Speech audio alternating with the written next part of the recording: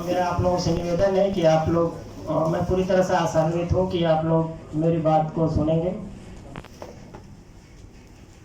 जैसा कि आप सभी लोग जानते हैं, भारतवर्ष में एलोपैथिक, आयुर्वेद, यूनानी, सिद्धा, सोवा रिगपा, होम्योपैथी भारत सरकार और उत्तर प्रदेश सरकार द्वारा मान्यता प्राप्त चिकित्सा पद्धतियाँ हैं। ठीक उसी तरह से अपने देश में और उत्तर प्रदेश में योग प्राकृतिक चिकित्सा भी एक मान्यता प्राप्त चिकित्सा पद्धति है। योग प्राकृतिक चिकित्सा पद्धति की मान्यता हमारे इस विशाल उत्तर प्रदेश में 23 जुलाई 1979 को ऑलरेडी हो चुकी है और उस समय के प्राधिकारियों ने विधिवत इसका शासनादेश भी जारी कर रखा है। भारत सरकार में आपको जान के आश्चर्य होगा, भारत सरकार में इस चिकित्सा पद्धति की मान्यता 84 में हुई और उसी के साथ साथ महाराष्ट्र में भी करीब 86 के आसपास मान्यता हुई।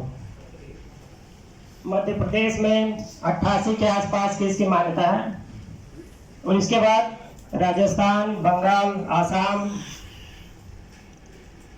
त्रिपुरा, हरियाणा, गुजरात, मैं समझता हूं कि इस देश के करीब करीब अधिसंख्य प्रांतों में भारत सरकार के साथ ही साथ राज्य सरकारों ने भी इस अनोखी भारतीय पुरातन चिकित्सा पद्धति को, जो व्यक्ति के शरीर, मन और आत्मा से संबंधित है, इस पद्धति को मान्यता दे रखी है। किंतु आज का थीम यह है प्राकृतिक चिकित्सा पद्धति के नियमितीकरण एवं पंजीकरण की स्थिति। तो मैं सबसे पहले केंद्र स्तर से आपको कुछ चीजें बताना चाहता हूं।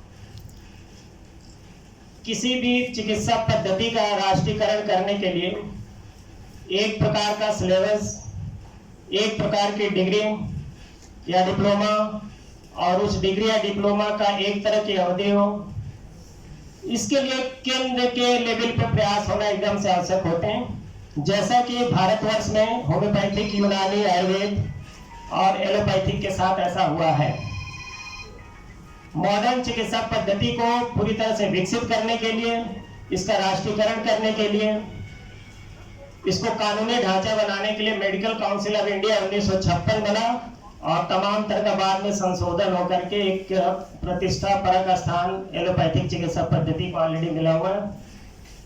उसके बाद आयुर्वेद और यूनानी को विकसित करने के लिए भारत सरकार ने central council of Indian medicine act 1970 बनाया, जो केंद्रीय अधिनियम है, भारत सरकार के पार्लियामेंट ने पारित किया और उसके कारण इस चिकित्सा पद्धति को राष्ट्रीय कानूनी स्वरूप मिल चुका है। एक तरह का सिलेबस है, एक तरह की डिग्री है और सिलेबस का कंटेंट भी एक तरह से है। इसके किस तरह से कॉलेज खुलेंगे, इसके शोध केंद्र किस तरह के खुलेंगे और ढेर सारी इसके एकेडमिक रिसर्च, सारी गतिविधियां किस तरह से होंगी, उस एक्ट के माध्यम से अलग अलग रूल्स बने हैं जिससे ये सारी पद्धतियां गवर्न होती हैं। उसके बाद इस देश में आया भारत सरकार के द्वारा central council of homeopathic act 1973, जो होम्योपैथिक विधा को राष्ट्रीय स्तर पर स्थापित करता है, होम्योपैथिक विधा को कानूनी मान्यता देता है और इस एक्ट के तहत अलग अलग तरह की संशोधन भी कई बार हो चुके हैं, सर अच्छी तरह से बता सकते हैं। और उसके द्वारा एक तरह की डिग्री है, एक तरह का सिलेबस है, रजिस्ट्रेशन की व्यवस्था है और सारी चीजें हैं। उसके बाद अब रह गया योग नेचुरोपैथी। योग नेचुरोपैथी में सब दुर्भाग्य से इस तरह का भारत सरकार के स्तर पे कोई प्रयास हुआ नहीं। मैं समझता हूं कि 1984 में एक विधेयक पार्लियामेंट में आया था मगर वो भी पास नहीं हो सका। केवल योग प्राकृतिक चिकित्सा के क्षेत्र में भारत सरकार ने 3 सोसाइटियां बना रखी है। वो सारी सोसाइटियां सोसाइटी रजिस्ट्रेशन अधिनियम 1860 आर्टिकल 21 के अंतर्गत पंजीकृत है, मगर जो भारत सरकार की 3 जो संस्थाएं हैं सर, उसको वो अधिकार प्राप्त नहीं है जो आयुर्वेद, यूनानी, होम्योपैथी की काउंसिल को प्राप्त है, जो कानूनी अधिकार प्राप्त है। क्योंकि सोसाइटीज के अपने सीमित अधिकार होते हैं, उसके सीमित कार्य करने का दायरा होता है। CCRYN central council of research yoga and naturopathy ये बनाई गई है, जो सोसाइटी रजिस्ट्रेशन अधिनियम के अंतर्गत जनकपुरी में सर स्टैब्लिश है।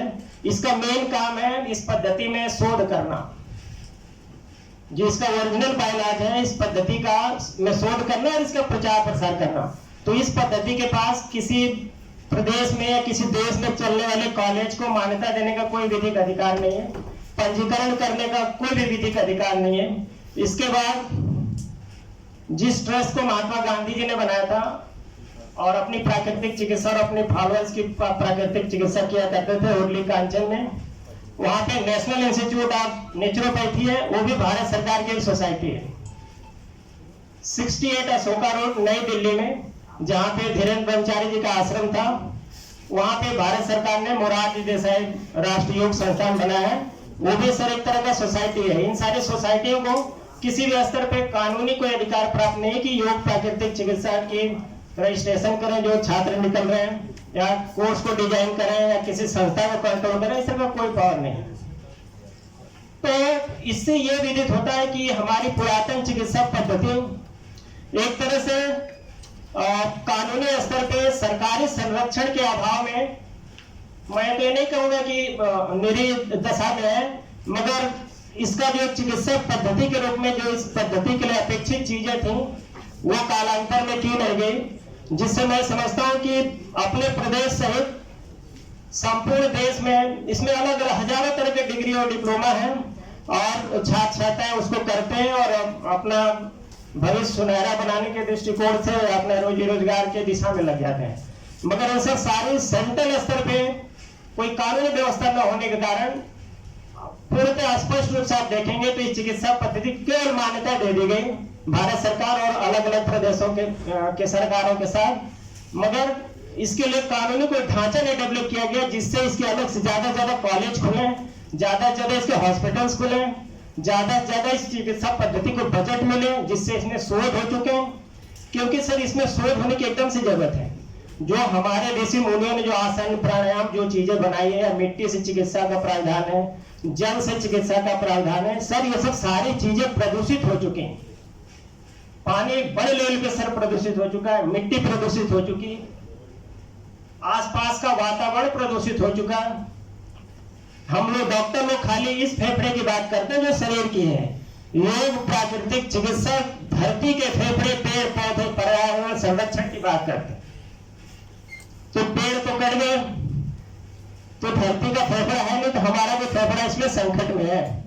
तो लाख जतन कर लिए कि इस फेफड़े के लिए रिसर्च किया जाए, मगर धरती के फेफड़े जब तक वापस नहीं आएंगे प्राकृतिक रूप से या उनका रोपण नहीं होगा, माननीय प्रधानमंत्री जी के प्रयास की तो मैं भूरी प्रशंसा करता हूँ। कितना बहुत ही दूरदृष्टि है।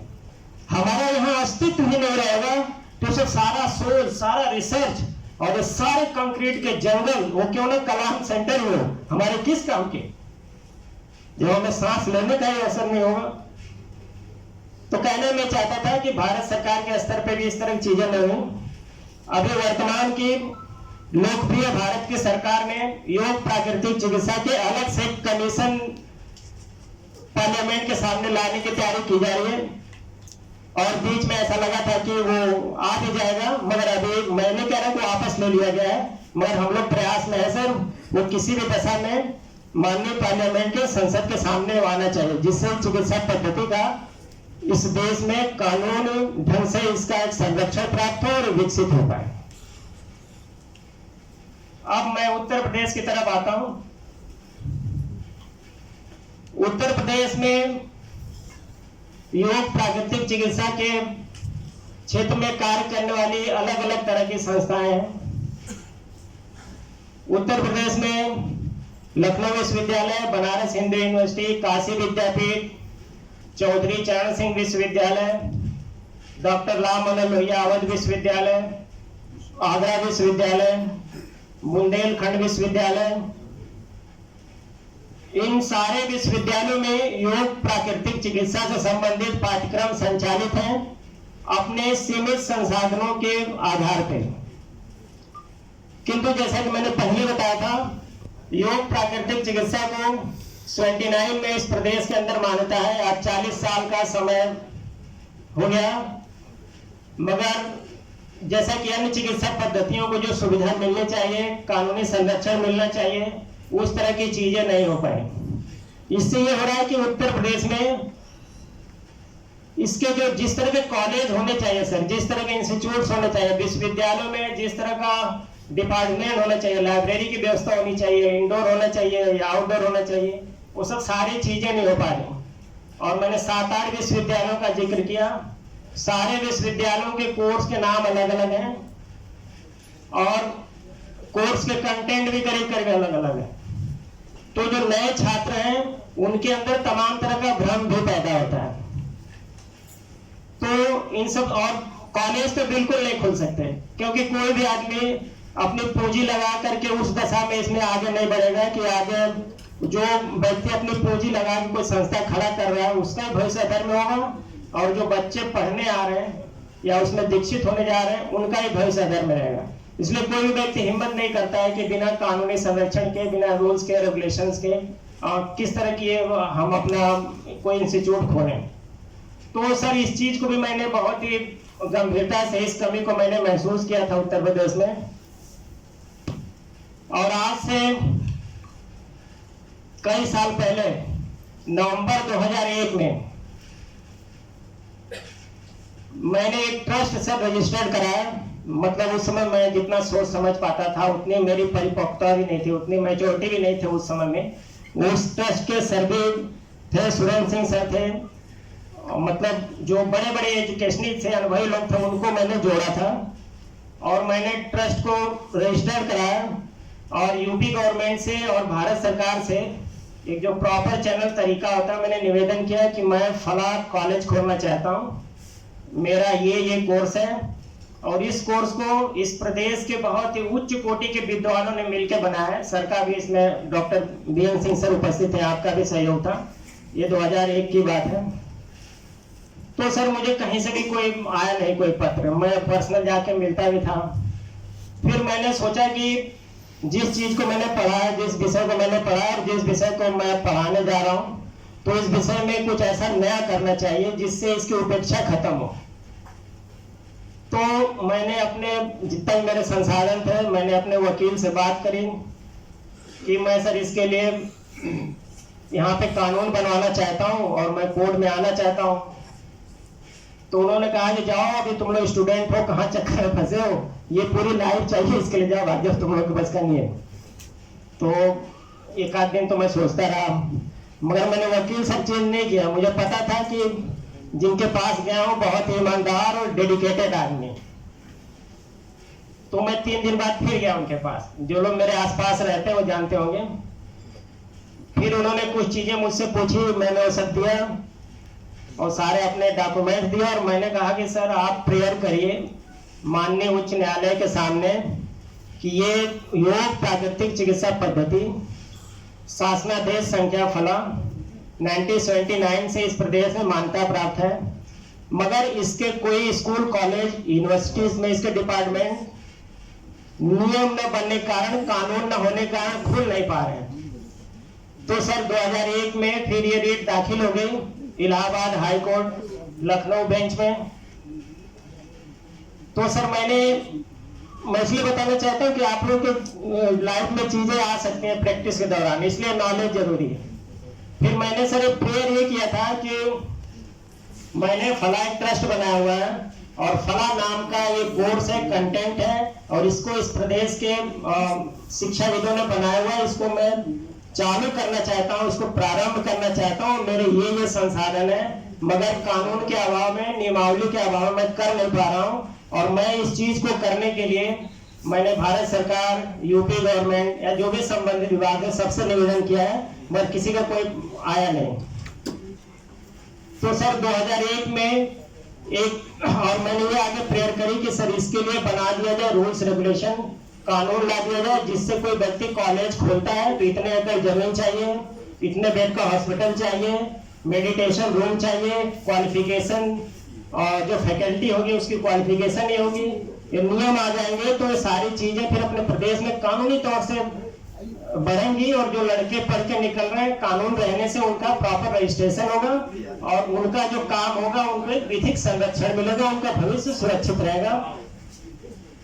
तो 2001 में सर मुझे एक ऑर्डर मिल गया कि ये जो भी कह रहे हैं, जो रेट में मैंने 54 पॉइंट्स रखे थे, ये सारी चीजें इस प्रदेश में चलती रहेगी और राज्य सरकार इसके लिए हस्तक्षेप ना है। बाकी मुकदमा सर चलता रहा, एक मुझे इंटरिम रिलीफ मिल गई, अंतरिम आदेश, तो मैंने सारा काम शुरू कर दिया।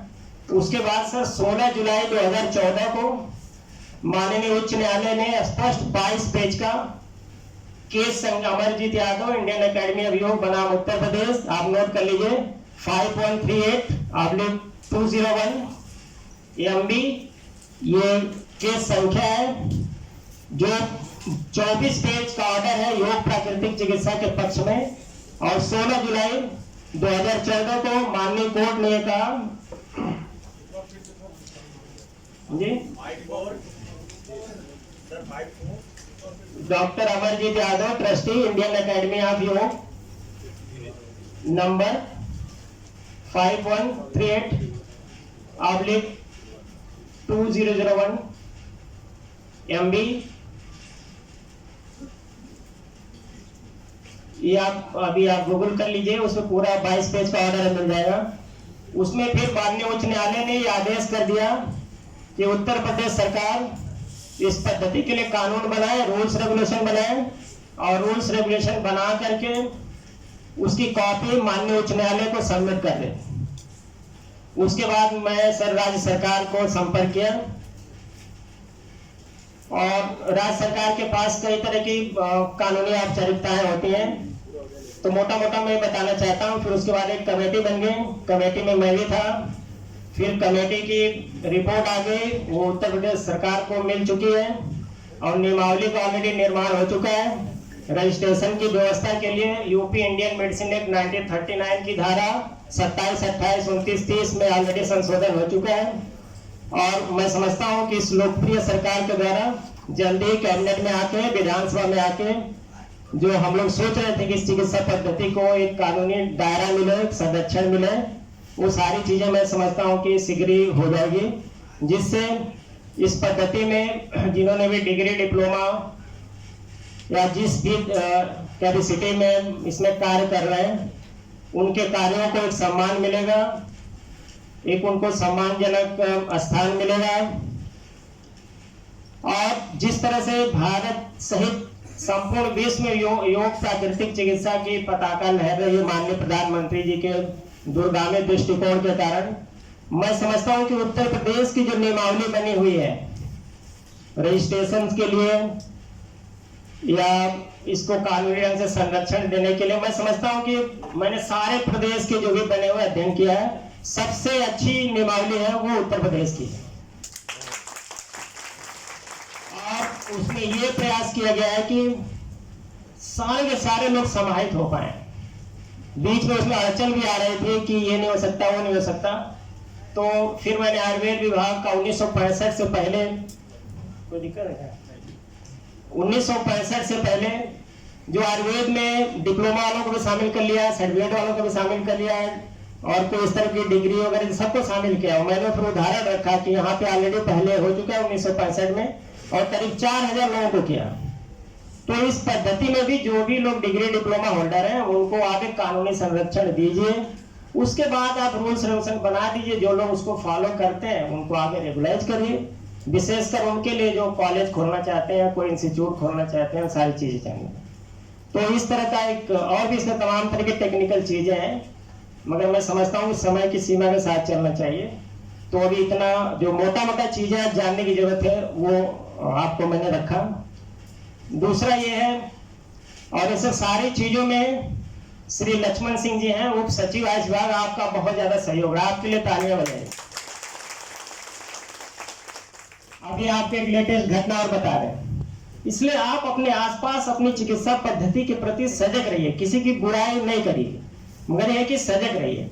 अभी आज से 6 महीने पहले एक प्रस्ताव आया था, मुझे कहने में कोई संकोच नहीं, आयुर्वेद विभाग से। हमारे यहाँ सर योग प्रशिक्षकों की भर्ती होती है योग वेलनेस सेंटर माननीय मुख्यमंत्री जी ने घोषणा करी है 84 और 100 भारत सरकार द्वारा सर चल रहा है। तो उसमें हम लोगों ने क्वालिफिकेशन रखी है कि BNYS हो, डिप्लोमा हो, MA हो, MSc हो, या योग में BSc हो, मतलब सारे लोग उसमें समाहित हो जाए। और उसकी सर क्वालिफिकेशन रखी 65 वर्ष तक के लोग भी अप्लाई कर सकते हैं कि ज्यादा लोग उसमें आ पाए। तो अभी सर क्या हुआ, आयकर विभाग से एक प्रस्ताव आया कि इस क्वालिफिकेशन में BAMS डिग्री जोड़ दी जाए। समझ रहे हैं, bachelor of Ayurveda medicine and surgery. तो किसी तरह से मेरे संज्ञान में आ गया। तो अभी 19/6/2019 को अभी वो प्रस्ताव आयुष विभाग ने खारिज कर दिया।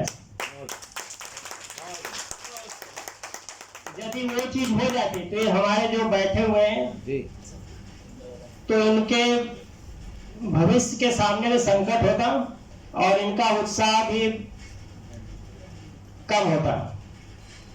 इसी तरह से मिली जुली भारत सरकार की एक चीज है, अब मैं उसमें काम सर योग दिवस की काफी व्यस्तता थी सर, तो अब मैं उसमें लगा हुआ हूं। भारत सरकार में जैसा कि मैंने पहले बताया CCRYN नाम की एक सोसाइटी है जनकपुरी में, केंद्रीय योग एवं प्राकृतिक चिकित्सा अनुसंधान परिषद। उसका निदेशक हमेशा उसकी क्वालिफिकेशन से होती थी MA, MSc या BNYS और PhD योग बाद में जोड़ दिया गया था और उसमें अनुभव का एक लंबा लेंथ था 15 साल का। इस साल का जो विज्ञापन निकला है उसमें लिखा हुआ है कि BAMS वाले भी अप्लाई कर सकते हैं। आप लोगों ने देखा है विज्ञापन? उसको आप देखिए, CCRYN की वेबसाइट पे जाइए। और ये बहुत ही गलत प्रथा पड़ रही है, चाहे किसी ने भी ये डाली है, बहुत ही गलत प्रथा पड़ रही है। हमारे जो योग प्राकृतिक चिकित्सा के जो लोग डॉक्टर्स हैं या प्रशिक्षित लोग हैं, क्या आयुर्वेद विभाग वाले इनकी डिग्री के आधार पे अपने आयुर्वेदिक कॉलेजों में या अस्पतालों में इनकी भर्ती करेंगे योग प्राकृतिक चिकित्सा के डिग्री डिप्लोमा के आधार पे? तो किस आधार पे योग प्राकृतिक चिकित्सा के निदेशक जो उस संस्था के निदेशक होंगे उनको BAMS डिग्री जोड़ी जा रही? ये इसलिए हो रहा है कि इन सब चीजों पे हम आप थोड़ा कम ध्यान देते हैं। और ये जो मैं बोल रहा हूं इसको खूब वायरल भी करिए, पूरे देश भर में वायरल करिए, क्योंकि मां तब तक दूध नहीं पिलाएगी जब तक बच्चा रोता नहीं। तो हम लोग रो नहीं रहे, हम अपनी सही बात को सही फोरम पे कह रहे हैं। और भारत के प्रत्येक नागरिक का कर्तव्य है कि अपने सही बात को सही फोरम पे अच्छे ढंग से उसको रखे। तो मैं समझता हूं कि काफी समय मैंने ले लिया, मैं तो इसमें बोलता ही रह सकता हूं। तो आप एक बार आप सभी लोगों का धन्यवाद, आप लोगों ने मुझे ध्यान से सुना। और उत्तर प्रदेश में एक ऐसा इकलौता अच्छा प्रदेश होगा माननीय मुख्यमंत्री जी के निर्देशन में, माननीय आयुष राज्य मंत्री जी के निर्देशन में, कि सारी चीजें सुगमता से हो रही हैं और आने वाले समय में इसका बहुत ही अच्छा परिणाम होगा। और हम लोग अपने प्रदेश सहित देश के अन्य किसी भी स्थान पे इस तरह की चीजें हो तो उससे झगड़ा नहीं करना है, बहुत ही पोलाइट ढंग से अपनी बात को उचित फोरम में रखना चाहिए। इसी आशा और विश्वास के साथ एक बार पुनः आप लोगों का बहुत बहुत धन्यवाद। मैं डॉक्टर संदीप सिंघल और संजीव पांडे जी का और अन्य ऑर्गेनाइजर के प्रति धन्यवाद व्यक्त करता हूं कि अच्छा टॉपिक आपने रखा और इस तरह के विषय पे निरंतर चर्चा परिचर्चा होनी चाहिए, क्योंकि योग प्राकृतिक चिकित्सा पुरातन चिकित्सा पद्धति है, मगर इस तरह की जो चर्चा हो रही है नई है। मैं तो लगातार करता रहता हूँ, मगर सब लोग इसमें संलग्न हो और अपने अपने लेवल से एक एक आदमी एक एक चिट्ठी लिखो मुख्यमंत्री जी को, प्रधानमंत्री जी को, रिक्वेस्ट के आधार पर लिखोगे आप लोग? कितने लोग लिखेंगे? बिल्कुल लिखिए, कोई दिक्कत हो तो हमसे कंटेंट पूछ लीजिए। ठीक है, धन्यवाद। डॉक्टर साहब, मैं समझ सकता हूँ कि समय